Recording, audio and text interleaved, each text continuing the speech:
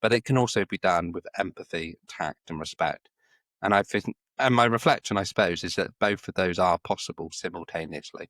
We want to help parents. And on this first level, social workers can feel uncomfortable with the power bestowed upon them in their role and consider it, I suppose, antithetical to their values. So they try and focus on helping and try and prevent the power dynamics. But then what happens is the social worker at some point, more often than not, has to exert authority and exercise their statutory duty. And then when this happens, the relationship turns fraught and the parent can feel betrayed because they were kind of unaware that this was ever going to be a possible outcome in the context of the relationship that had been built with them.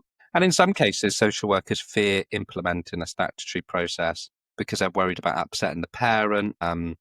And that implicitly involves overlooking the child's need and their right. At the second level, the social worker focuses exclusively on the child, and that helps avoid collusion with the parent, which can happen easily at the first level. But focusing on the child can sometimes just result in undue judgment and criticism towards the parent.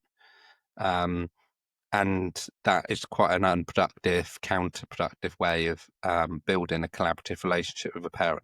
And then the third and final level, which is what they advocate for, is that the social worker recognises they're working with a vulnerable adult and a vulnerable child. And so the social worker might need to raise concern and explain what that means regarding the processes. But it can also be done with empathy, tact, and respect.